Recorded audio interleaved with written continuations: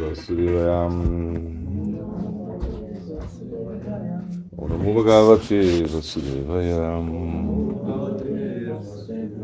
Om Namo Bhagavate Vasudevaya. Jai. Então, começa com Cícero Maharaj. Jai. Ele se diz, né? Que não devemos julgar se um dia foi bom ou ruim a partir do clima. Mas o dia em que não falamos ou cultivamos a compreensão do Ser Supremo, Nosso Senhor é inútil e improdutivo. É um dia desperdiçado se não perguntamos sobre ele, se nos esquecermos do nosso próprio Senhor. Ele é o princípio e o fim de tudo para nós. É tudo para a nossa vida. Ele é o nosso Senhor Supremo. Então isso aqui, eu acho que foi falado, não sei porquê, tem uma história, né, que na Sri Chaitanya Sarasvati Mata, o César Maharaj estava dando um kata, estava falando de Krishna, e de repente, em algum momento, um devoto, e estava um dia assim muito nublado, um dia assim meio chuvoso, né? Então aí o devoto falou assim, o dia hoje não está muito bom, né? O dia está meio fechado, está meio estranho. Porque o dia hoje não está muito bom. Aí o César Maharaj ele falou assim, não, você não tem que desfrutar do dança sagrado. O dança sagrado não é para você desfrutar. Porque você pensa assim, não, hoje está o sol lindo, então eu vou desfrutar do dança sagrado. Essa é a nossa tendência. Por quê? Porque a gente tem uma tendência ao desfrute. Isso é uma coisa que está na nossa, nossa consciência condicionada, que você tem que desfrutar. Mas o dança sagrado ele não foi feito para você desfrutar. O dança sagrado, o local sagrado é para você servir. Essa é a concepção. E você servir, não somente servir através da sua atividade que você faz, mas você também deve servir os habitantes do dança sagrado. Essa é a ideia, né? Então respeitar tudo isso. O Jagannatha Das Maharaj é conhecido esse fato. O servo dele traz a prachada para ele, né? E ele vê os cachorrinhos assim e fala, não, primeiro alimenta, né? Os Danvasis, né? Os moradores do dança sagrado, imagina. E também uma vez o Amishpada Bhakti Pramudra Goswami Maharaj contou o Amishpada Bhakti Bibhuti Bodhana Goswami Maharaj. Estavam juntos, moravam os dois e acho que mais uma pessoa, uma coisa assim. Receberam uma visita de alguns, eram sannyasis, brahmacharis, uma coisa assim. Aí no dia seguinte estavam um pouco de ansiedade para saber como iam alimentar todo mundo, para fazer a prachada, né? Então eles queriam preparar a prachada e estavam contando as pessoas. Então contaram, sei lá, como 10 pessoas, uma coisa assim. Aí falaram, Gurudeva, são 10 pessoas que tem aqui, 10. E tinham naquela época tinha vários cachorros na mata, moravam vários cachorros, não sei quantos. Aí Gurudeva falou assim, não, conta os cachorros também. Eles são danvas, você tem que cozinhar para eles também. Então essa é a mentalidade, né? Também uma vez contou um espaço da Bhakti Bibhuti Bodhana Goswami Maharaj, que em frente ao quarto de Gurudeva tinha um coqueiro, era um coqueiro, e eles iam ampliar, iam começar a construir, não sei, acho que iam fazer o templo, não lembro muito bem. E o espaço da Bhakti Bibhuti Bodhana Goswami Maharaj resolveu, ele estava lá meio na coordenação da obra, e aí tiraram, não sei se ele falou, enfim, tiraram o coqueiro, porque para construir, para ampliar para que se o coqueiro ia atrapalhar mesmo, né? E aí quando o gorila viu, ele falou assim, nossa, quem tirou? Ele falou assim, cadê o coqueiro? Onde está o coqueiro? Aí ele falou, não, a gente tirou para construir. Ele falou, o quê? O quê? Vocês tiraram esse coqueiro? Aí ele começou a jejuar, disse que jejuou acho que por 3 dias, falou assim, tirar um coqueiro, isso é como matar um brahmana, uma coisa assim. E é um habitante do dança sagrado, né? Vocês fizeram uma atividade muito pecaminosa, eu tenho que espiar essa atividade. E aí ele começou a jejuar. O pessoal ficou tudo meio constrangido, né? Mas o que o César Maharaj está dizendo aqui, um ponto importante, né? É que você tem que colocar a sua energia na vida para realmente falar de Krishna, escutar Krishna, sobre Krishna, né? Cantar o santo nome, né? Matita Magatha Prana Bodhanyanta Parasparam. Então imagina, você tá falando de Krishna, você está escutando de Krishna, está se nutrindo. A gente precisa se nutrir. É igual, por exemplo, um dia que você não come. Bom, hoje é Kadesh, a gente não vai comer. Assim, quem vai comer, come, vai comer no Kalpa. Quem não consegue comer hoje, né? Assim, se diz assim que o Ekadesh ele é feito dessa maneira. Ekadesh significa não comer e não dormir. Isso é Ekadesh. Não comer e não dormir. Se você consegue fazer isso, excelente. Mas em Kali Yuga a gente perde a capacidade das austeridades. Então geralmente a gente quer comer, a gente quer dormir. Mas aí você faz o quê? Às 6 horas da tarde você come. Para você não morrer, não ter um ataque cardíaco, alguma coisa assim. E tem gente que precisa comer mesmo. Enfim, 6 horas da tarde você honra a comida no Kalpa, né? No Kalpa. Que é grãos e frutas. Leite de vaquinha feliz. Nada mais, nada mais. Você não precisa fazer pão de queijo, você não precisa fazer. Até que a gente faz, né? Porque é um pouquinho diferente também. Mas assim, você não precisa desse dia, não é para você desfrutar. Por quê? Porque Krishna está desfrutando muito nesse dia. Ekadashi Upavasa significa você jejua. Não somente você jejua, mas você tem que estar perto de Krishna. Por exemplo, se você gosta de cozinhar, cozinha um monte de coisa. Pode cozinhar coisa com grãos e oferecer a Krishna. Krishna adora desfrutar nesse dia. Ele adora. Então você pode fazer, mas você não come nesse dia, você come outro dia, essas preparações. Essa é uma maneira também de se observar Ekadashi, cozinhando muito para Krishna. 6 horas da tarde você comeria no Kalpa, né? Mas, não aguenta? Pode ser meio-dia, não tem problema. Essa ideia é essa. Mas se você... E esse Ekadashi de hoje ele é muito especial, né? O Gurudev ele fala aí, que é um Ekadashi que dá muitas bênçãos materiais. Quem jejua, não toma nem água nesse Ekadashi, vai receber muitas bênçãos materiais, né? Mas só que também a gente não está muito interessado nisso, de receber bênçãos materiais. O devoto faz o Ekadashi para satisfazer Krishna, essa é a ideia. Mas você pode satisfazer Krishna e também receber bênçãos materiais, né? Então a gente vê que o Ekadashi é um ciclo, né? Aí está aí, de acordo com o ciclo lunar, a cada 13, 14 dias você vai observar esse dia de uma maneira muito, muito incrível, né?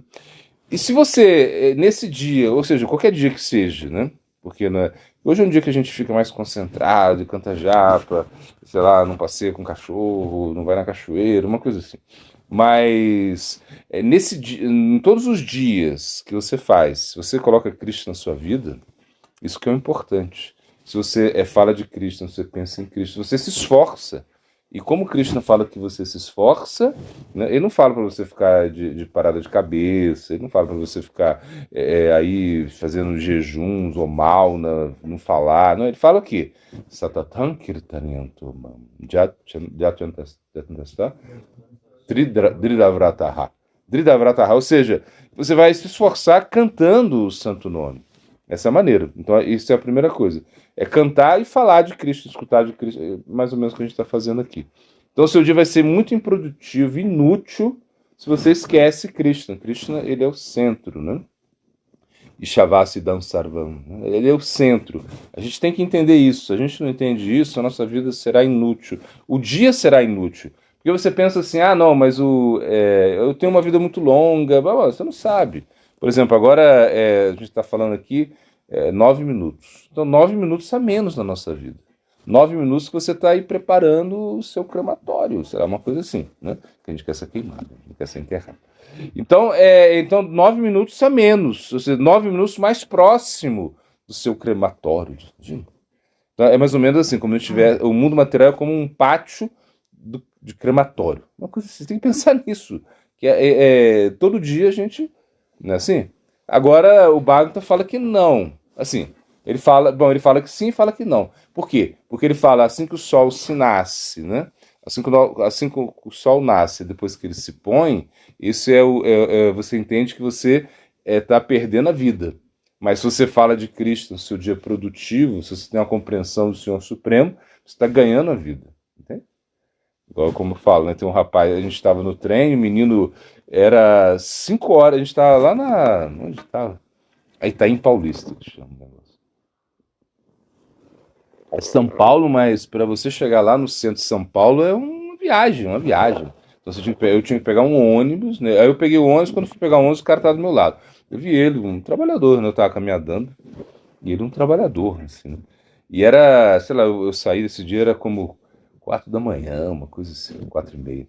E aí, e ele tava do meu lado, assim, e eu vi que ele tinha uma marmita, assim, uma coisa assim, né? Eu vi ele mexendo nas coisas, ele levava uma marmita, e 4h30 da manhã. E aí o ônibus veio, a gente entrou, eu tava olhando ele, assim, não sei. E aí a gente entrou, aí a gente foi, a gente pegou um trem, aí não sei quantas horas no trem, depois a gente desceu, pegou um metrô. Para chegar lá era, sei lá, 7 horas, 7h30. Lá. A gente foi junto, né? E eu tava cantando o Santo Nome lá caminhando. Até para entrar para entrar no metrô, parece, sei lá, assim, no trem, uma coisa assim. A Danda, coitada, a Danda ficou assim, como. Ela sumiu da minha mão. Se eu segurar assim, e a Danda, aquela coisa assim. Nossa, e eu falei, caramba. E eu falei, e ele tá pensando que tá ganhando a vida, coitado, assim, né? Esse é o esforço que ele faz. Depois ele ia ter que fazer tudo de volta. Imagina.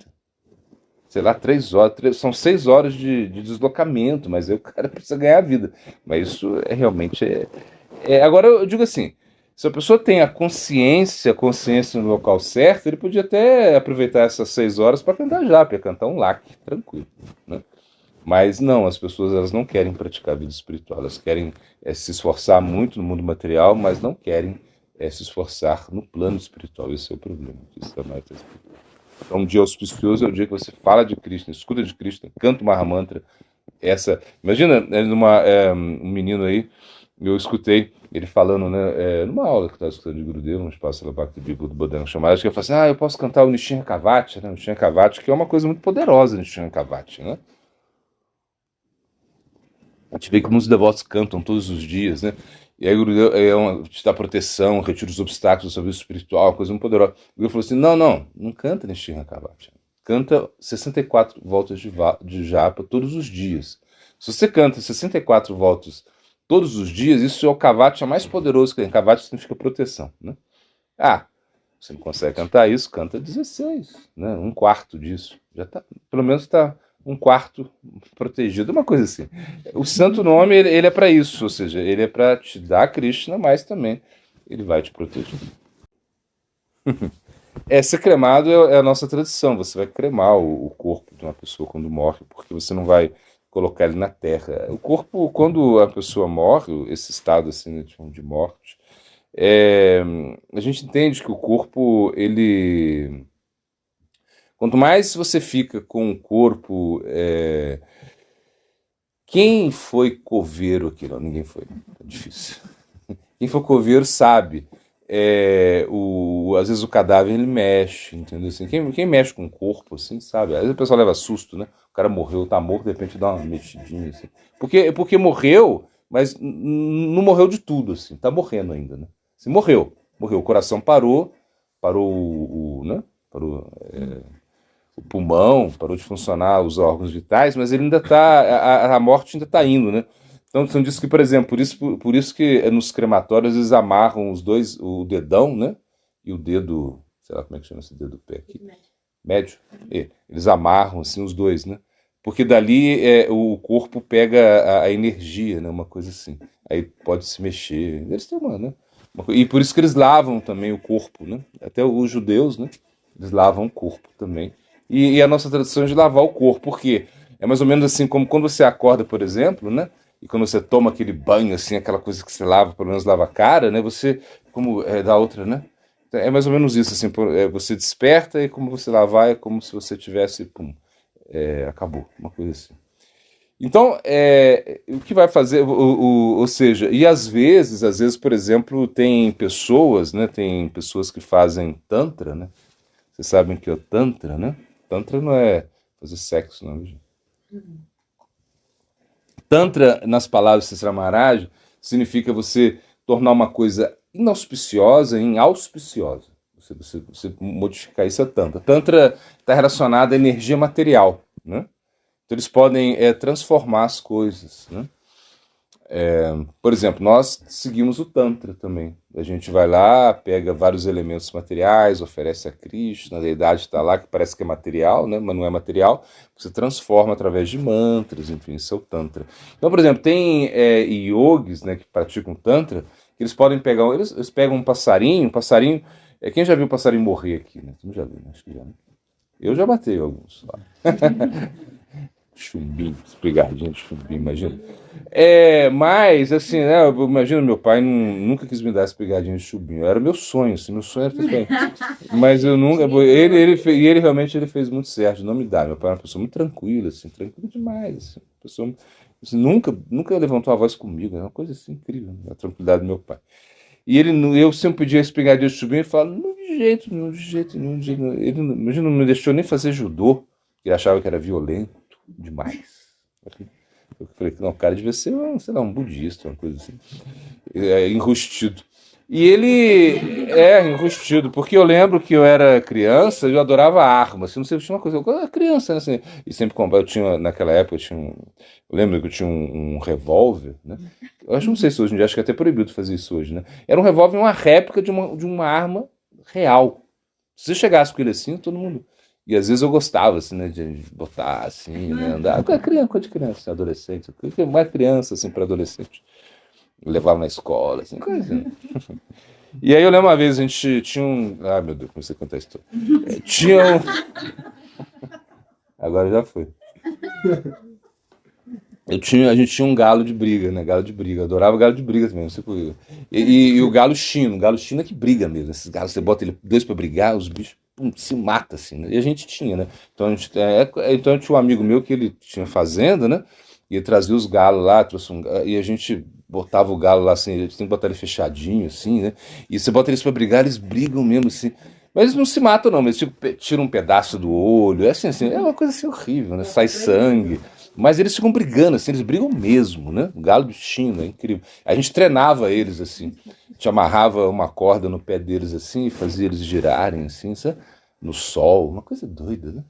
E aí só que tinha briga de galo aí, né, na cidade onde eu morava. Tinha uma briga de galo que era uma briga de galo oficial mesmo, assim, oficial. Então a gente estava treinando nossos galos para levar lá, né? Só que era um local assim que não era favela, mas era um local assim que era um morro, assim, um local assim que era meio. A gente achava que era perigoso, era bem perigoso. Então eu falei, meu pai, pai, vamos lá, né? É o nosso galo, a gente treinou o nosso galo, né? Vários meses, agora a gente quer levar o nosso galo lá para competição, né? Aí meu pai falou assim, não, mas galo. Ele falou, não, mas é para briga. Eu falei, tá bom. Aí eu falei assim, e eu sempre assim, falava assim, pai, você tem que ter uma arma, você não tem arma, não, você tem que ter uma arma, pai. Ele falou, não, jamais eu vou ter uma arma, jamais, jamais, né? Ele ficava frustrado. Meus amigos, os pais deles tinham arma, e a gente ia lá, eu lembro, guardava a arma num cofre, né? Num cofre, eu falei, caramba, hoje eu penso, né? O bandido chegou, você vai mexer, não tem nenhum sentido isso. Mas aí a gente ia lá, criança, imagina. A gente ia lá, pegava a arma, assim, não que perigo, né? Olhava a arma, assim, aí botava a arma no cofre de novo, assim, tudo assim, imagina. E aí o que aconteceu? Aconteceu que eu fui com meu pai, né? A gente falou, não, então eu falei, pai, mas tem a briga de galo, vamos lá, né? Aí eu chamei meu amigo, né, que ia também, era ele mais outro, né? E aí a gente falou assim, não, vamos. Aí eu falei assim, então vamos lá, mas ela é meio perigosa. Eu falei assim, não, eu falei para eles, eu menti. Eu falei assim, meu pai tem arma, não se preocupa não. Mas não era arma, era arma de brinquedo, que parecia de verdade. Eu vou levar essa arma. Ele vai. Aí eu falei, pai, ó, então finge que a arma é sua, finge que essa arma é sua, assim. Aí ele concordou. Aí ele botou, né, a arma assim no carro, assim, né, perto da marcha, assim, botou um paninho assim, né? Aí todo mundo ficou assim, nossa, ele tá armado, não vai ter problema. A gente foi lá, nosso galo apanhou pra caramba, enfim.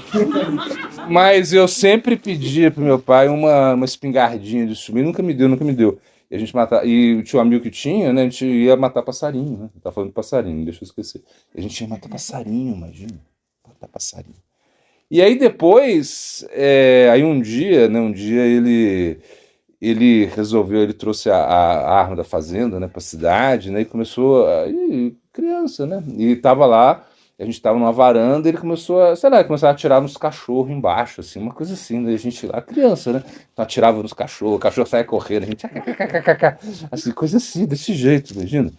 E aí, aí ele foi atirar num cavalo, na charrete. A charrete parou na farmácia naquela época, né? Era muito charrete. Tinha pouco mais charrete que em Caxambu, né? Mais charrete que cavalo. A charrete parou em, cima, em frente à farmácia, o cara saiu da charrete para comprar o remédio, né? Era uma coisa assim. E aí ele foi e atirou no cavalo. Eu não sei onde pegou o tiro no cavalo, ia ter pegado no olho, uma coisa assim. Eu não sei se foi no olho. Eu sei que o cavalo se desesperou assim e bateu as duas patas no carro, assim, tá? No carro na frente, amassou, cai aquela coisa toda. E eu olhei pra ele, sai correndo, né? Sai correndo pra casa assim. Aí a polícia chegou, foi lá, pegou a espingarda. Meu pai falou: viu. Eu falei: é, tá bom. Mas assim, quem já viu um passarinho morrer, o passarinho morre. Aí ele congela rapidamente, já viram isso? Por que o passarinho congela rapidamente? Vocês conseguem responder? Ninguém vai conseguir, né? Porque eu sei essas coisas, eu não sei. Mas o passarinho congela rapidamente, por quê? Porque o sangue dele é muito quente, né? A galinha tem 45 graus, né? De temperatura. Um passarinho aí tem mais. Porque ele toma chuva, toma frio, o passarinho tá lá, ele faz assim, e continua, né? Assim? Se você tomar uma chuva, você já fica. Então ele é 45, 50 graus. Então, como o sangue dele é muito quente, ele congela rapidamente. Rapidamente ele fica duro. Fica duro. Então, uma pessoa que faz Tantra, ela consegue, através dos mantras, ela consegue. O passarinho morre, ela faz o passarinho viver. O passarinho começa a voar, assim um pouquinho, depois ele morre de novo. Tá? É uma coisa assim. Eles conseguem pegar a energia que está ali ainda no corpo morto e fazer o passarinho viver um pouquinho. Por exemplo, a pessoa morreu, os tantras eles fazem isso. A pessoa morreu, eles vão lá, né, e aí eles começam a cantar mantras assim, a pessoa levanta, né, e sai andando um pouco, depois pum, morre de novo. Eles podem fazer isso, né?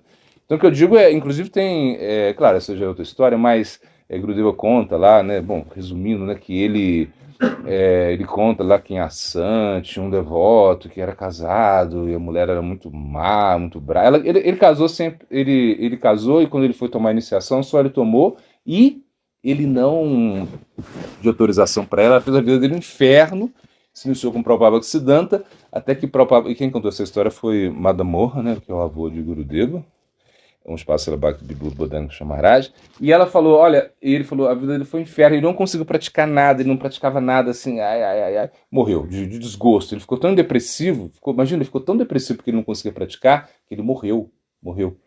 E quando ele morreu, aí diz que aí foram cremar o corpo dele, né, e quando foram cremar o corpo dele, ele se levantou. E aí nesse ponto, né, que eu falo, né, que o corpo ainda pode se mover, né? E até tem uma história, né, que um cara que foi condenado, ele era inocente, ele foi condenado à morte, ele era inocente, sei lá, lá na França, né? E aí ele estava tão convicto da sua inocência, assim, que ele botou tanta energia nisso, ele falou assim, olha, quando eu vou provar a minha inocência, quando a guilhotina, né, cair, cortar o meu pescoço, né, eu vou levantar e eu vou andar. E foi o que aconteceu. A guilhotina cortou o pescoço dele, ele deu uns passos, andou. Acho que a gente errou, cometeu um erro jurídico, uma coisa assim. E aí o que aconteceu? Ele começou, esse devoto, né? Ele se levantou da pira funerária, uma coisa assim. Aí os caras que vieram estavam cremando, eles já sabem, né? O pessoal crema, já sabe que o corpo pode mexer. Aí pegaram um bambu para bater nele, assim. Aí ele falou, não, sou eu, não é nada não é fantasma, não sou eu. Aí só, e a esposa ali, tudo chorando. Aí ele contou que ele foi para morar de Jamaraj, quando você morre de Jamaraj, né, os Jamadutas vêm, essas pessoas que são, assim, que não praticaram, ou seja, os Jamadutas levaram ele, e quando levaram lá, aí para Jamaraj, que é como juiz, assim, da morte, ele falou assim, mas você é um devoto. Um devoto não vem aqui. Eu não castigo o devoto. Mas, peraí, você não praticou? Ele falou, eu não pratiquei. Por quê? Ah, minha mulher. Tal. Ele falou, então... Mas você é discípulo de quem? Ah, de Prabhupada Bhaktisiddhanta. Ele falou, Prabhupada Bhaktisiddhanta? Prestou reverência, assim, uma coisa assim. Volta para praticar. Aí ele voltou, né? E aí a mulher dele ficou muito feliz. Ele falou assim: Nossa, você voltou, amor. Ele falou: Não, não, não. Já era, eu morri, lembra? Aí ele foi lá para lá não sei aonde, lá num templo, lá não sei aonde, para praticar, praticou 12 anos, cantando 64 voltas, aí depois deve ter um espiritual. Então, assim, você tem que se queimar, você morreu, é melhor você queimar imediatamente. Assim, imediatamente não é, porque eles esperam um pouquinho, né? Porque às vezes a pessoa tem também essa doença, não sei como chama, esqueci o nome. Como é que é? A pessoa morre, mas não morre. Hã? Catalepsia. Acho que uma coisa assim. A pessoa morre, mas não morre. Ela morre, parou assim, mas tá pouquinho, parece, né? Aí, de repente ela sai do caixão e, não morri, tá. E aí o que acontece? Essa pessoa, ela. Então por isso tem algumas horas, assim, né? Pra você esperar, não pode enterrar, não pode queimar a pessoa nem enterrar. Espera um pouco, depois é mais ou menos assim, né? Então é melhor cremar o corpo, porque mais rapidamente. Por exemplo, você lá no caixão, você tá lá no caixão, e de repente você tá. Porque o corpo sutil ele sai do corpo grosseiro, né? A mente, a inteligência, o ego, ele desprende, né? Você morrer, como no sono também é assim, você está dormindo, é como uma morte. A gente está experimentando morte todo dia. Aí você sai do corpo um pouco, imagina você lá no caixão, lá, aquela coisa. Então se você queima, acabou. Queimou, joga lá a cinza no gancho, uma coisa assim. Então é por isso que a gente queima, né? A gente tem essa tradição de queimar. Só que com os Vaishnavas muito elevados, não se queima o corpo deles, né? Você faz samadhi, né? Você faz você faz uma cerimônia e você enterra ele em posição de lótus. É toda uma cerimônia e bota sal nele, assim, para que os bichos não comam o corpo. E isso é como uma maneira de preservar esses últimos momentos. É como se faz o último puja que você faz, né? Aí você faz o último puja e não tem nenhum problema. Aí você pode fazer isso, né? Então é melhor que você queime o corpo mesmo, né? É melhor do que enterrar. E é mais ecológico, né? Imagina. E chega um momento que não tem local no cemitério mais, né? O cemitério já lotou, já lotou. Então a melhor coisa é queimar mesmo. Assim, caras, como surgiu esse dia? Dizem que tinha um demônio muito poderoso chamado Mur. Mur era muito poderoso. Ele era tão poderoso que ele estava expulsando os semideuses das suas casas. Chegando lá, ele causou um terror assim em todos os universos, devido ao poder que ele tinha. Então, Mur, ele. Aí os semideuses, eles se aproximaram do Senhor Vishnu, né? E falaram, olha. Bom, primeiro eles se aproximam do Senhor. Quando tem problema assim, no universo, eles se aproximam de quem, gente? Não. Quando tem. Os semideuses estão com problema. Brahma. Então eles se aproximam de Brahma, e Brahma vai lá, começa a orar, né? O Senhor Vishnu está lá, então ele começa a orar. Aí até que aí conversa lá, ó, realmente está um problema, esse demônio tá demais, vamos, né, dar um jeito. E o Senhor Vishnu falou assim, então tá, eu vou dar um jeito. Só que Vishnu, ele não queria matar Mur. Ele foi lá para lutar com Mur, mas ele não queria matar Mur. Por quê? Porque quando Vishnu mata os demônios, o que acontece com os demônios? Os demônios se fundem no corpo de Vishnu, né? Eles são salvos, né? Ele não queria matar. Então ele falou assim, então ele pensou, e às vezes Krishna ele faz isso. Por exemplo, com Jarasandha, ele fez isso, né? Jarasandha ele recebeu ele tinha, bom, não sei quem que ele adorava, acho que adorava Shiva, né? Parece. Eu sei que Jarasandha, ele não, Krishna não quis matar Jarasandha. Ele derrotou Jarasandha, acho que foi 17 vezes, se eu não me engano. E ele derrotava Jarasandha, matava todos os exércitos de Jarasandha, né? Mas não matava Jarasandha. Por quê? Porque se ele matasse Jarasandha, ele ia liberar Jarasandha. Ele não queria liberar Jarasandha, né? E aí, Jarasandha, vocês sabem, né? Ele nasceu assim, de duas partes, né? Vocês sabem essa história, né? Bom, é isso. Bom, eu sei que unem o corpo dele no momento. Porque assim, ele nasceu, e quando ele nasceu, a história eu não me lembro muito bem, mas quando Jarasandha nasceu, ele nasceu assim, era como porque eles fizeram uma cerimônia, é uma coisa dessas histórias védicas. E aí nasceu com um pedaço de. Assim, nasceu separado, assim, era como uma perna de um lado, braço do outro, era uma coisa assim. Imagina você tem. A mãe tá assim, nossa, né? meu filhinho, ai, meu filhinho, são aí 9 meses, meu filhinho vai nascer, e meu filhinho, né? E de repente nasce, né? Um pedaço ali, outro pedaço. Eu até me lembro de uma piada, né? Não sei se, acho que foi piada, acho que foi piada. É piada. E o cara, assim, o pai, a mãe, assim, eles estão assim, muito assim, esperançosos pro filho, no 9 meses, aquela coisa, nosso filho vai nascer, o nosso filho, aquela coisa toda. E de repente a mãe tem a gravidez, ela nasce a criança, né?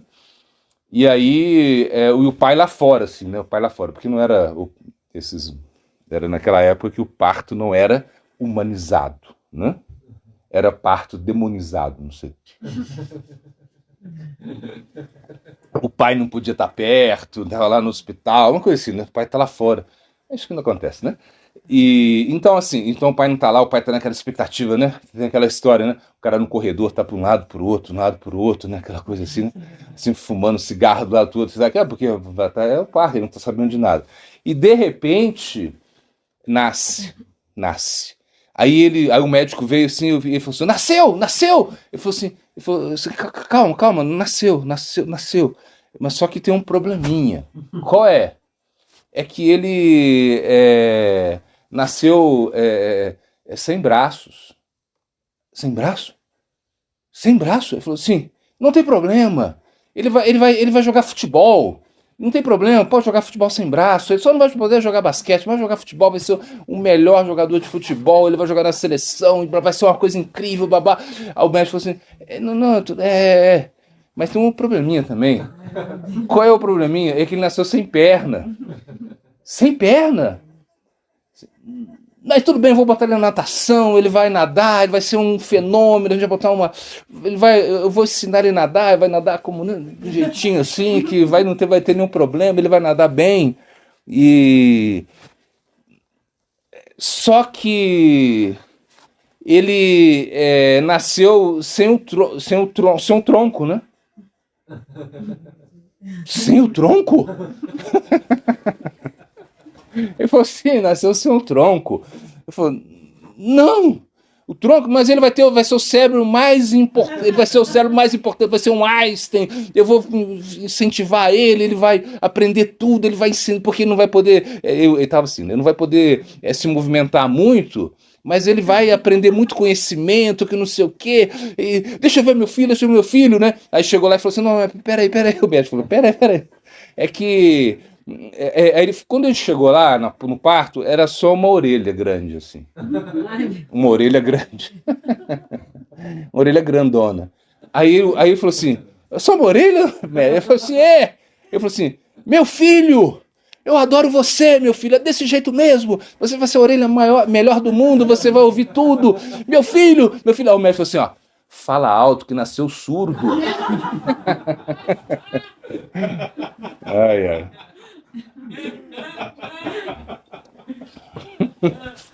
Boa piada essa. Então, assim. O que a gente tava falando? Jaraçanda. Tinha um pedaço ali, um pedaço aqui. E aí a mãe e o pai não tiveram todo esse otimismo que eu falei. Então jogaram ele fora, assim. Pá, joga esse negócio fora. Aí, tá. Jogaram. Aí uma feiticeira foi lá, que eu acho que chamava Jara, não sei. Ela pegou e uniu com seus poderes, assim, ela uniu ele, assim, né? Uniu. Então ele não podia ser morto. Assim, acho que ela teve uma benção, eu não me lembro muito bem. Eu sei que ele tá lá unido, né? Ele tá unido. E Krishna não quis não queria matar ele, mas ele tinha sabido que ele não podia ser morto. Ele só podia ser morto quando separasse ele, né? Aí tem lá numa batalha lá, e Krishna leva o... Porque ele era muito poderoso, imagina, ele tinha 17 vezes sendo derrotado por Krishna, mas Krishna não matou ele, poder danado Jarasandha tinha, e o pessoal pensou, olha, fizeram uma reunião de Stira, Akrura não, Uddhava, e de repente assim, ele falou assim, não, como vamos matar Jarasandha, né? Porque se ele vai para a batalha de Kurukshetra vai ser um problema, mas o cara é poderoso demais, né? Aí falaram para ele, diz que Balarama, quando participou dessa reunião, Balarama não gosta de reunião, né? Já, tipo eu, não gosta. E aí ele chegou assim e Balarama bateu na mesa. Para com isso, deixa que eu mato o Jarassandha, eu vou lá, acabo com isso aí. Cristo, calma, Balarama, tá se estressado. Sai. Aí Balarama saiu, eles continuaram na reunião ali, e de repente,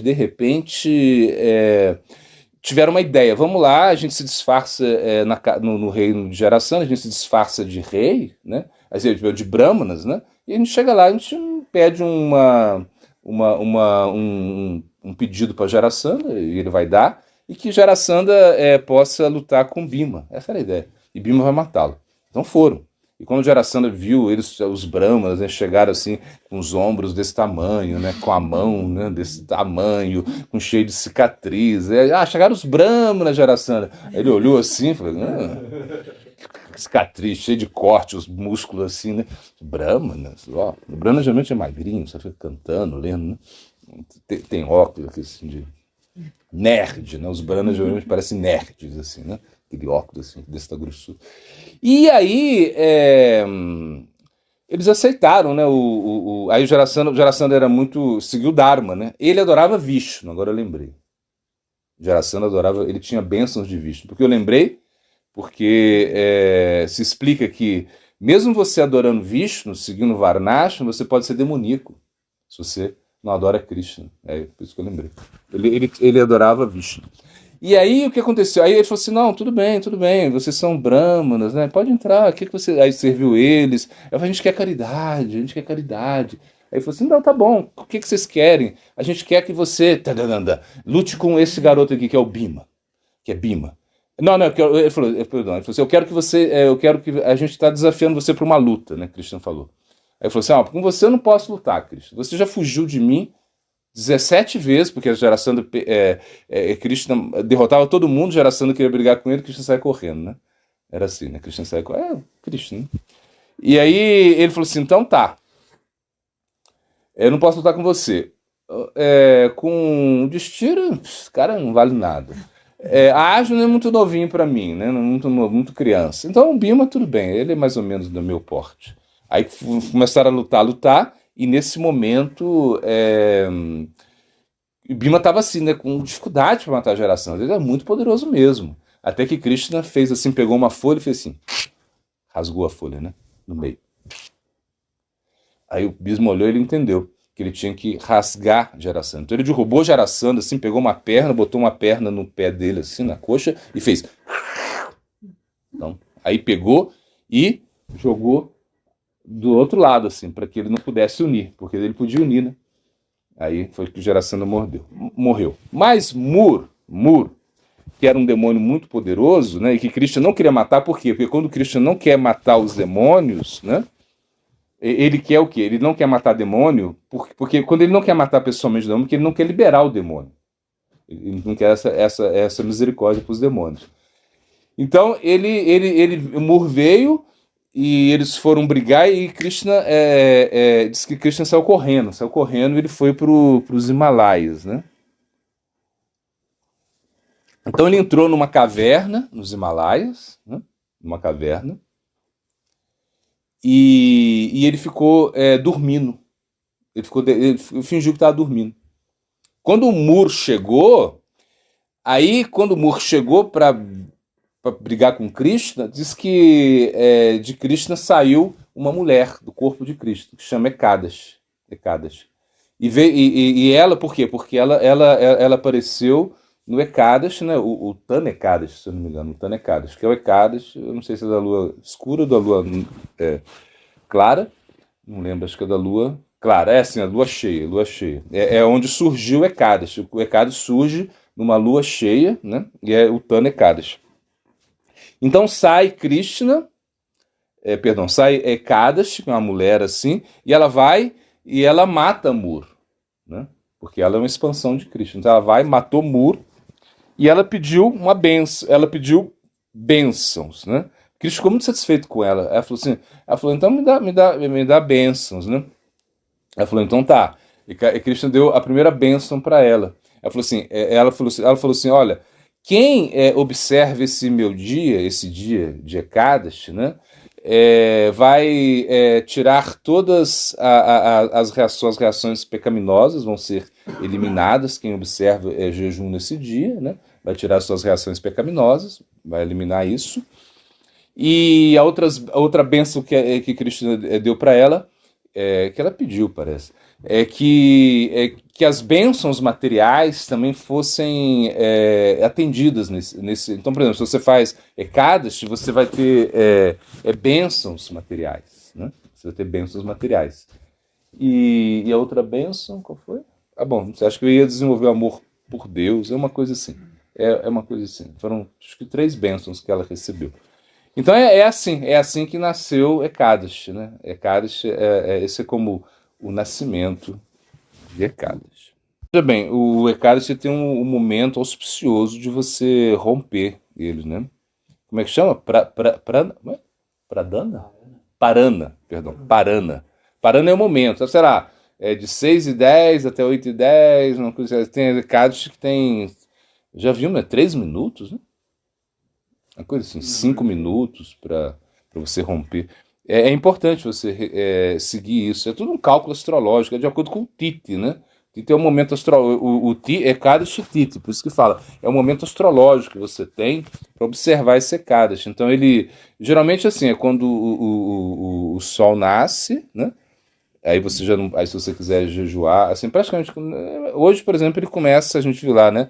É 6h15, né? 6h15 você não poderia comer mais. Aí você fica comendo feijoada até 6h02. Não é isso também não. Mas é o quê? É você realmente entender que aí começa, é o momento astrológico, né? Por exemplo, tem esse passatempo de Durvasa Muni, né? Que ele foi lá, né, com Ambarish Maharaj, sabe esse passatempo?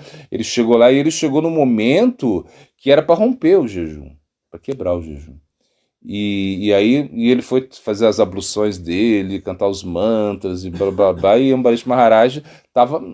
Assim, o que eu faço? Se eu como antes dele, né, do meu convidado, vai ser um problema muito grande. Ele vai ficar chateado, eu não posso fazer isso, é falta de etiqueta, né? Mas se eu não como também, eu perdi o Ekadashi, entende? Então eu preciso. Aí ficou assim: os Brahmanas chegaram lá, fizeram reunião lá, a Assembleia dos Brahmanas, né, e falaram assim: não, toma água, porque a água rompe e não rompe. Então ele foi lá, tomou um pouquinho de água. Aí você está rompendo o jejum, mas não está rompendo. Durvasa Muni não gostou. Aí ficou lá muito bravo, criou um demônio, né, assim, para matar Ambarish Maharaj. Ambarish Maharaj foi protegido pela Sudarshana, imagina? Sudarshana Chakra, uma coisa incrível, né? Imagina, quando Durvasa fosse o quê? Ele bebeu água antes de mim. Ele era um sado, uma coisa incrível, ele era muito austero. E ele falou: não, não. A cabeça dele, um demônio assim gigante, uma coisa horrível assim. Foi matar Ambarish Maharaj só lá orando. Aí Sudarshana Chakra, pum, corta a cabeça do demônio e sai correndo atrás de Durvasa Muni, imagina. Por todos os planetas até chegar lá. Ele pede. Ele era. Bom, ele pediu. Ele era filho de Shiva? Não, de Brahma. Sei lá, sei que ele chegou com Brahma, pediu para ajudar ele. Brahma falou: não tem como. Shiva pediu ajuda para Shiva, Shiva falou: não tem jeito. Não consegue. E a Sudarshana Chakra só esquentando e para matar ele. Aí chega para Vishnu, né? A Vishnu era a última opção. A Vishnu falou assim: não consigo ajudar você. Você cometeu uma Vaishnava parada, você só pode, tem que pedir perdão para Ambarish Maharaj. Aí ele foi lá, caiu aos pés de Ambarish Maharaj, pediu perdão. Uma história do Bhagavatam, né? Agora, então é um momento, sim, momento auspicioso de se quebrar. É pelo Tita, é pelo esse momento astrológico. Tem que observar isso. Se você não observa, aconteceu alguma coisa. Bhavagrahi Janardana. Krishna entende a sua intenção, né? Você quis fazer o ECAS, que você fez, você tentou, né? Mas, da próxima vez, fique mais esperto aí, né? Para quebrar no momento auspicioso, certinho. Que Prabhupada Bhaktisiddhanta levaram prachada para Prabhupada Bhaktisiddhanta e ele ficou olhando para a prachada, não comeu a prachada. ficou assim observando, né, as pessoas no templo. Ele falou assim: vocês desperdiçaram a misericórdia, vocês estão desperdiçando a misericórdia de vocês, vocês estão jogando fora a sorte de vocês, né? Imagina, levaram prachada para Prabhupada Bhaktisiddhanta. Ele vai lá, ele então não come e fica olhando o templo, né? Imagina, é como se chegasse aqui nas 4 horas da tarde, bota prachada para eu comer aqui, e eu olho assim, aí fico olhando assim, não como nada, e fico lá olhando o pessoal. Vocês desperdiçaram a vida de vocês, vocês estão desperdiçando a misericórdia, vocês ganharam uma Mahamantra, ganharam o Gayatri, mas vocês não estão fazendo nada, seus inúteis, assim, e eu não quero comer. Mas isso não vai acontecer nunca, né? Eu vou comer pra caramba. Mas, Prabhupada Bhaktisiddhanta é assim, viu? Assim, ele estava assim. Mas aí continua aqui? Não, acho que não continua. Bom, enfim. Certa vez, Prabhupada Bhaktisiddhanta perguntou a todos os seus discípulos qual tipo de seva que eles apreciavam fazer. Aqui está falando do seva, por isso que eu pensei que ia continuar aqui. Qual tipo de seva eles apreciavam fazer? Qual é o serviço que você mais gosta de fazer? Fazer brigadeiro é o meu serviço especial. Eu adoro fazer brigadeiro. Que bom, né? Que serviço legal que você tem. Não, brigadeiro eles não faziam não, né? Mas é mais ou menos isso. Então cada um deles começou a expressar seu humor de seva na frente do Prabhupada Bhaktisiddhanta, né? Mas então Srila Hayagriva Brahmachari, que depois foi conhecido como Bhaktivedanta Goswami Maharaj, né? Respondeu com humildade: qualquer seva que você me ordenar, eu gostaria de executar sua ordem de forma imediata, sem qualquer atraso ou questionamento. Imagina? Independentemente do tipo de seva que você me desse. E claro, o Gurudeva contou essa história, já contou, acho que 399 vezes essa história, porque é muito boa mesmo, né? Imagina, você vai lá, e qual a melhor seva que você gosta de fazer? Então o Gurudeva fala assim, né? É que ele fala que é o seva, até que ele fala assim, eu gosto de fazer o que mais ele conta de maneira um pouquinho diferente aqui, desse jeito aqui. Mas ele fala assim, que Bhaktivedanta Goswami Maharaj, Hayagriva Brahmachari, falou, qual é o melhor serviço que você gosta de fazer? O que te deixa mais feliz? Ele falou assim, é quando eu tenho um seva, e você, Prabhupada, me dá outro seva, eu ainda não acabei de fazer esse seva, e eu já estou pensando no outro seva que você me deu. Né? É mais ou menos isso. E é mais ou menos isso também que ele está dizendo aqui. É que eu gostaria de executar a ordem de forma imediata, sem qualquer atraso, questionamento. Ele era assim. E por isso, energia vulcânica. César Maharaj, ele conta, né, que uma vez Hayagriva Brahmachari, ele era... não sei se... Hayagriva Brahmachari, ele foi com César Maharaj para conseguir uma terra. Eles queriam... para fazer um templo, né? Eles queriam comprar uma terra, uma coisa assim. Eu acredito que era em Kurukshetra, mas eu não tenho certeza. Em Madras? Foi em Madras? Achei que era no lugar que... Era bem distante, né? Acho que é Madras mesmo. Deve ser Madras. Enfim, que eles foram, né? E começaram assim, vários dias buscando a terra, vamos lá, vamos procurar, e os César Maharaj e Hayagriva Brahmachari. Aí depois de um tempo assim, de muito esforço, né? Aí César Maharaj falou assim, bom, não, chega, agora vamos desistir, a gente não consegue mais. Ele falou, o quê? Não, isso, eu comecei agora que eu comecei a... Né? Ele era assim, né? E ele conta isso assim, de uma maneira muito emotiva, né? Que essa atitude de serviço de Bhaktivedanta Goswami Maharaj era uma coisa assim incrível. Ele estava disposto a fazer qualquer coisa. Por isso ele foi considerado por César Maharaj que ele era um perfeito Madhyamadikari, né? Apesar dele ser um Tama, né, César Maharaj classificou ele como um perfeito Madhyamadikari. Por quê? Porque ele faria qualquer coisa que Prabhupada Bhaktisiddhanta pedisse, em qualquer momento, ele largaria tudo que ele estivesse fazendo para seguir a ordem de Prabhupada Bhaktisiddhanta, né? Então, energia vulcânica. Então, Prabhupada Bhaktisiddhanta deu esse apelido para ele. Você é um vulcão. Imagina. A gente dá. Imagina, aqui você tá aqui, você vai dar um sebo para você, você sai correndo, se esconde. Não, tomara que. Tomara que não me veja, né? Você não quer servir, porque você não tem essa atitude. Então, a atitude de Bhaktivedanta Goswami Maharaj é incrível. Ele estava disposto a fazer qualquer coisa, né? E essa é a maior. Esse é o melhor serviço mesmo, é a atitude de serviço, não o serviço. Eu adoro plantar jardim. Eu adoro cuidar das galinhas. Eu adoro passear com os cachorros. Eu adoro. Não, não. Você adora a fazer qualquer coisa que você me pedir, eu adoro você fazer isso, eu adoro fazer isso, né? De executar essa ordem de forma imediata, sem qualquer atraso ou questionamento, não quero questionar nada, imagina. Independente do seva que você me pedir. Uau! Né? Pra gente aprender, né? Não fiquem planos. Mas realmente essa é como a atitude mesmo, a atitude assim, muito, muito incrível. Né? Então, aqui.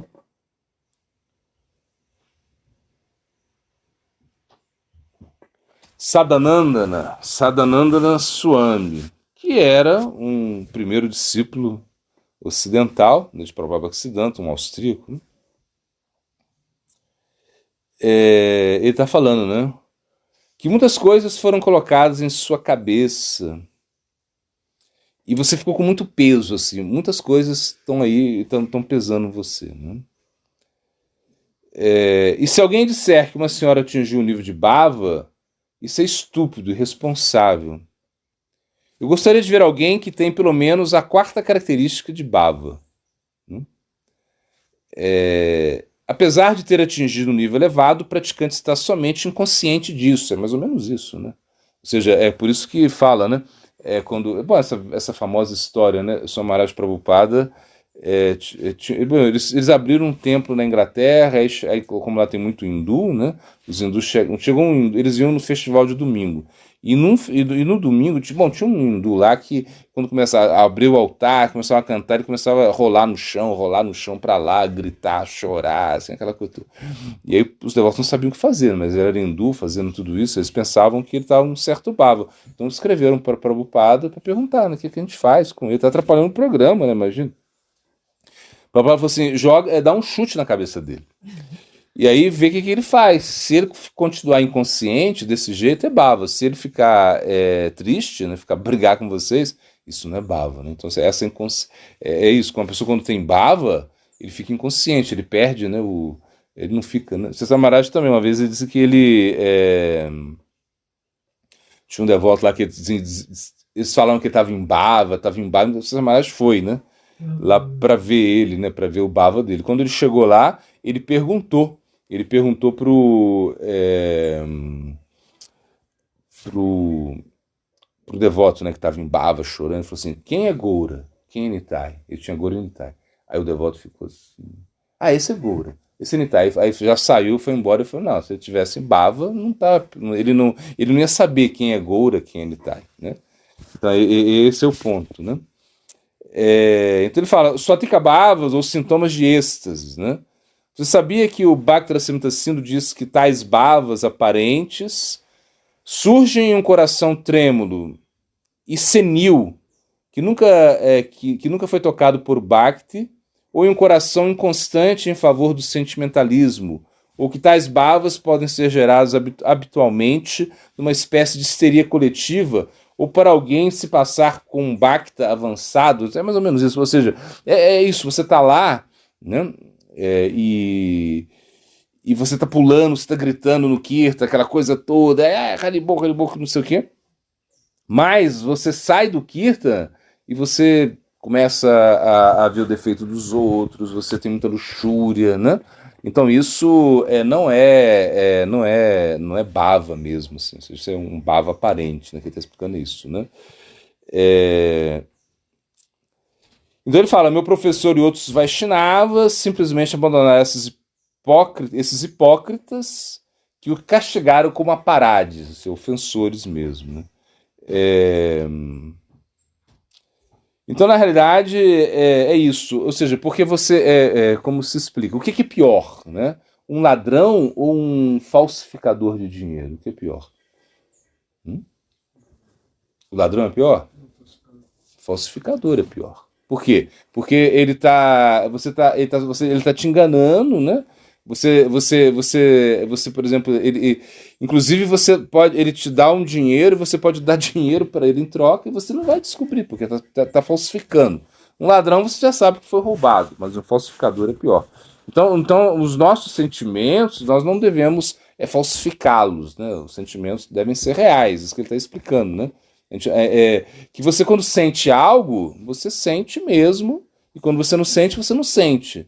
Então você não. Agora, claro, a imitação de uma coisa boa é uma coisa boa também. Você tá lá no Kirtan, tá, de repente com um guru, eu tô lá na anda, uma coisa assim. Aí você tá pulando, tá lá, tá chorando, Gurudeva, uma coisa assim, né? Mas não é isso que você sente de verdade, né? Não é, não é. Você sente outras coisas materiais. Então tá tudo misturado. Então nós não deveríamos ser pretensiosos, né? E achar que a gente está sentindo alguma coisa, né? Que você... Não, se você pratica o Bhakti e não sente nada, tá bom, bom demais. É isso aí, continua assim, não sentindo nada. Até 300 vidas não sentindo nada. Aí você está no caminho certo, né? Mas se você acha que está sentindo muita coisa, se você acha que está experimentando muita coisa, então realmente isso não é a devoção genuína, né? A gente está aqui no Prasatyam Prabhupada Siddhanta, aí foi, ó, tá igualzinho aqui. Porque ele era um professor de sânscrito, não é isso? E ele... de sânscrito? Não, acho que era professor. Ele é um cara assim, muito erudito, e ele conheceu a Bhaktivinoda Thakur, tinha falado com o Bhaktivinoda Thakur, assim, e ele disse que ele falou para Prabhupada Siddhanta, eu li o Bhagavad Gita para Bhaktivinoda Thakur, eu li para ele e para os seus filhos também. Aí o Prabhupada Siddhanta ficou muito bravo com ele, falou, você nunca viu Bhaktivinoda Thakur, você nunca leu o Bhagavad Gita para Bhaktivinoda Thakur, imagina, tá assim, né? Batendo duro nele, né? E o estudioso ficou pasmo, né, com essa análise tão forte assim de Prabhupada Siddhanta, né? Porque realmente, imagina, você tá lá e você não... Você fala que viu o Bhaktivinoda Thakur, ele fala para você, não, você nunca viu ele, né? Apesar dele ter visto, né? Só que ele não viu, né? Ou seja, e ao sair ele comentou, eu nunca fui até Bhaktivinoda Thakur, nunca o vi. Minha opinião é diferente de suas palavras orgulhosas, porque ele achou que o próprio Bhaktisiddhanta era orgulhoso, imagina. Ele então tinha alguma afeição por mim e nunca me deixou sair sem me alimentar. Ele me disse muitas coisas confidenciais. Às vezes você mesmo viu isso. Estou extremamente magoado em ouvir palavras tão desagradáveis de um sado como você, imagina. E para o Bhaktisiddhanta ele não estava nem aí, ele não estava se preocupando, né, se essa pessoa era reputada, se ela era erudita, e se ela saiu irritada. Ele não se preocupou com isso, né? Então para o Bhaktisiddhanta ele continuou falando a verdade, né, e declarou ainda, enquanto você tiver essa visão mundana, não poderá ver Srila Bhaktivinoda Thakur. Tente ver a si mesmo como objeto da visão de Bhaktivinoda Thakur. Isso é incrível. Isso aqui é uma coisa incrível. Por quê? Porque nós não temos a visão correta ao se aproximar do sadhu. Quando a gente fala sadhu sanga, sarva shastra koi, lava matra, sadhu sanga, sarva siddhi roy, ou seja, que um minuto, que uma lava, que não sei, você dividir um segundo em 45, imagina, que é um tempo assim, nada, ínfimo, é menor do que você piscar o seu olho. Esse é o tempo necessário para você obter todas as perfeições. Esse é o tempo necessário do sadhusanga. Você não precisa de mais. Eu quero estar lá com o Gurudeva, eu quero ir para o Chile, eu quero ir para não sei aonde. Não precisa, uma lava só, muito pouco, né? Mas espera aí, a gente fala, não, então não quero estar mais. Então, como é isso, né? É por esse sentimento aqui que o próprio Bhaktisiddhanta está explicando. Imagina, o cara era um erudito, ele era um professor muito respeitável, ele esteve com o Prabhupada Bhaktisiddhanta, perdão, com o Bhaktivinoda Thakur, e ele falou o Bhagavad Gita, mas eles conversaram, né, Bhaktivinoda Thakur e ele, imagina um cara erudito. Bhaktivinoda Thakur era uma pessoa muito aberta também, né? Ele era aberto, assim, muito aberto, né? Ele é bem mais aberto que o Prabhupada Bhaktisiddhanta, em certo sentido, né? Assim, ele conversava com pessoas, assim, filósofos, ele foi uma pessoa assim, muito, muito aberta mesmo, né? E imagina, ele se correspondia com Emerson, né? O Emerson, que era um filósofo lá dos Estados Unidos, assim, ele estava muito assim, ele estava como as pessoas que tinham uma como uma inclinação, porque nessa época a teoria de Darwin era uma coisa assim muito eminente, né? Era uma coisa assim muito eminente, era uma coisa assim muito poderosa, todo mundo estava sendo assim, influenciado por isso, e ele tentou, né, fazer uma comparação, né, com você nasceu como primeiro vem Matsya Avatar, né, que é peixe, né, depois vem Kurma, que é anfíbio, Kurma Avatar, depois vem Varaha, que é o porco. Imagina, o porco é um animal mesmo. Você diz que é muito difícil matar um javali, né? Quem já caçou ele. Tá? É difícil demais, mas ele não quer morrer, não, porque está muito agregado assim, ao seu conceito corpóreo, né? O javali, né? Matar um javali não é fácil, não. Os cachorros mordem, tá? É uma coisa assim, mata cachorro, mas não é difícil demais matar um javali. O javali aqui no corpo? É o porco. O javali é o porco. É um porco, só que é um porco selvagem, né? Diz que é vingativo. Não, o bicho é terrível, assim, é o terror aí da região, porque se juntar 20, 10 javali, você tá perdido. Os caras, caçador tem que subir na árvore, cachorro, não adianta cachorro, que não tem como, se dá tiro, o cara não morre, é uma coisa assim, Tem terrível. aqui na região, Brasil? Tem. Se a gente estiver caminhando sozinho, Tem que subir na árvore, É mesmo? Por isso vamos preservar as árvores perto. Ele não tem predador, né? Não, se vem e juntou um monte é complicado. Então, complicado. Então é bom não caminhar sozinho, né? Não. Eu nunca vi um javali. Eu também não. Assim, nunca vi. Mas diz que tem. Não é que você chegou ali, o javali tá te esperando na porteira. Olha lá, tá chegando, vamos lá. Não é assim, não. Não precisa ter medo, assim, de javali, não. Eu vi pegadas enormes, eu acho que Mas é o Duque. Não, aqui tem onça também. Tem onça. Eu já vi onça, mas não é que o gato. O gato você vê todo dia, mas é difícil. Uma vez eu vi uma onça, entendeu? É mais fácil ser atropelada lá na cidade do que ser morta por um javali aqui. Entendeu? Muito difícil. Na verdade, eles mais se escondem, né? Quando não é muito bem assim, não. Javali, se eles estão em bando, eles vão se esconder, não. Com 20 javali, eles vêm pra cima mesmo. Javali, pô. Então, assim, não precisa se preocupar muito. Assim, à noite, eu não sei, uns horários assim, meio estranho, não sei como é o comportamento do javali. Mas nunca vi um javali aqui, nunca vi. Mas à noite, assim, não é que eles estão aí esperando o devoto cantar Hare Krishna para pegar ele. Não é isso, então não se preocupa com isso, não. Mas ele fez a comparação entre os avataras e os... Ou seja, o Bhaktivinoda Thakur ele estava fazendo isso, assim, ele aí estava o javali, né, que é muito... depois tem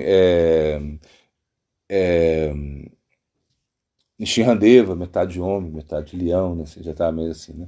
Vanama, Vana, né? Vamana,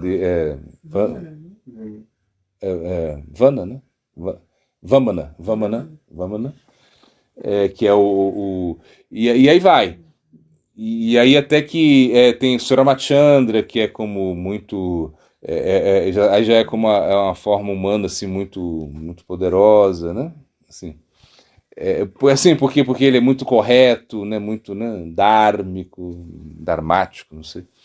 E aí depois vem Krishna, que é o amante, meio enganador, assim, pega mulheres, tudo. Assim, essa evolução, assim, ele vai como, né? O Senhor Buda, aí ele tá como, né? E Bhaktivinoda Thakur, ele também usou uma certa estratégia assim, de pregação para mostrar que também a gente. Porque era muito, muito. Tava assim, borbulhando isso aí, todo mundo acreditando nisso, né? Que houve essa evolução, e Bhaktivinoda Thakur estava mostrando que também na gente tem essa evolução, uma coisa assim. Mas enfim.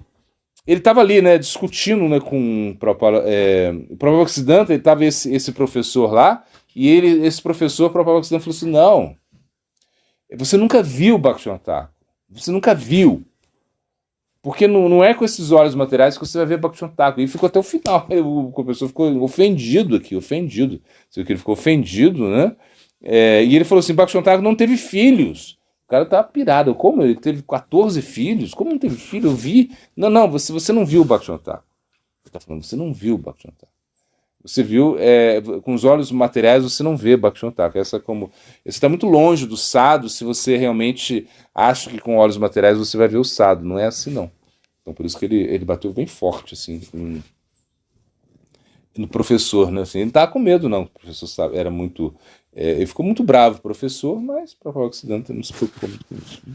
Porque não é essa visão mundana que você vai ver, né, o sadhu ou Krishna mesmo. Né? Passa Bhakti, vou chamar. Ele está mais como artigo mesmo. Ele estava falando da compaixão, né, de Mahaprabhu, Mahavanda Nyaya, né, Krishna pergunta, ou seja, que é uma coisa assim, que ele vem com humor, é o próprio Krishna com humor e a forma de Srimati Radharani, né? E o Mahaprabhu tem essa compaixão muito grande, né, as almas caídas, né? O Mahaprabhu está dando algo muito elevado para as pessoas muito caídas, né? E quando é perguntado para ele por que está fazendo isso, ele fala, eu não tenho, porque você está dando só tesouros, né? Só diamante para as pessoas assim desqualificadas. Mahaprabhu fala que não tem outra coisa a não ser diamantes para entregar, né?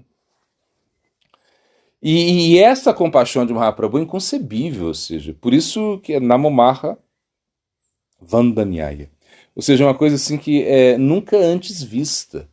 E quando a gente pensa nisso, nessa raridade que é Mahaprabhu, por quê? Porque, na realidade, Mahaprabhu ele é muito compassivo com o sofrimento das entidades vivas. A gente viu, né? A gente na Bhagavad, a gente está vendo aí, né? Vishvarupa. Vishvarupa é quem, gente? Vishvarupa? É o irmão de Nimai. Irmão de Nimai, Vishvarupa. Aí ele quer tomar sannyasi, por quê? Porque ele não quer mais ver a cara do pessoal lá em Nova Dwipa. Não quer ver mais a cara do pessoal em Maipo. Por quê? Porque eles não estão cantando o santo nome, né? Eles não estão glorificando a Krishna. Então Vishvarupa, ele vai tomar sannyasi, né? Não quer saber de nada. E a Advaitacharya também ficou muito compassiva. A gente viu que a Advaitacharya ele invoca a Chaitanya Mahaprabhu, a Krishna, de duas maneiras, né? Assim? Duas maneiras. Perdão, Mahaprabhu é invocado de duas maneiras. Quais são? Através de puja e kirtan. Quem fazia puja para invocar Mahaprabhu?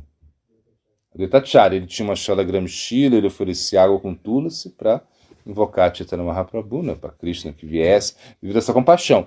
E kirtan era Haridas Thakur, ele fazia kirtan, ele cantava.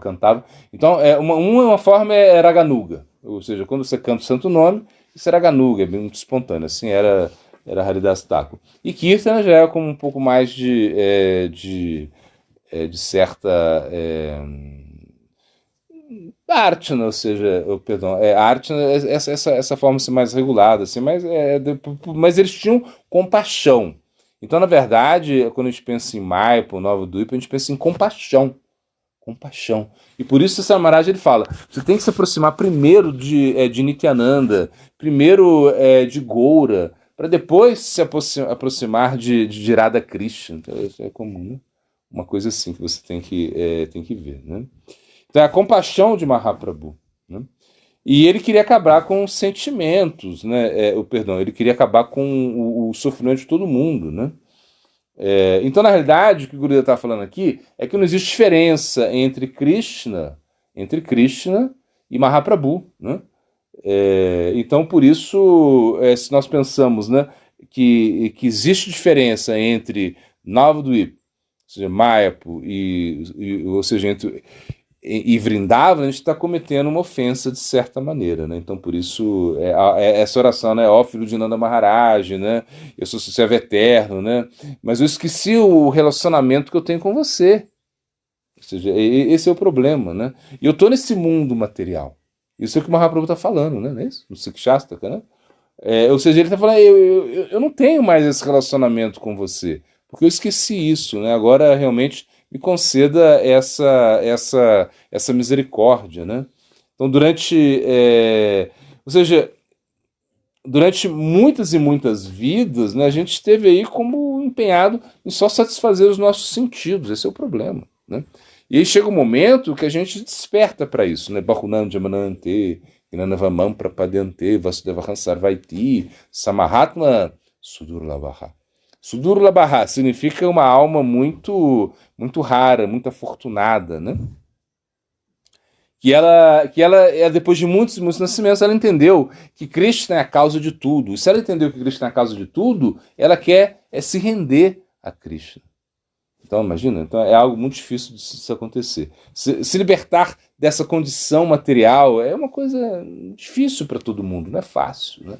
É difícil que uma pessoa possa se sentir atraída por isso, né? Geralmente as pessoas não se sentem atraídas por isso, as pessoas se sentem atraídas pelos objetos, ficar no mundo material.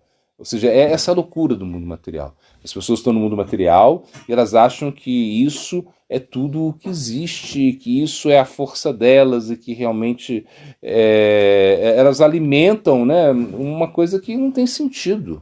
Não tem sentido o mundo material. Então, por isso a gente precisa ter esse impulso de sair do mundo material.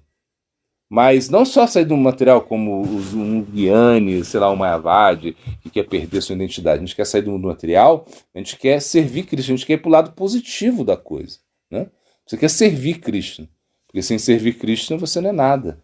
Então a posição de servo, para a gente, é super importante aqui, é essa compaixão de Mahaprabhu que nos torna servos, né? Do servo, né? Gopi Bhartu Padakamalayo Dasa no Dasaha. Você é um servo do servo do servo, do Senhor das Gopis.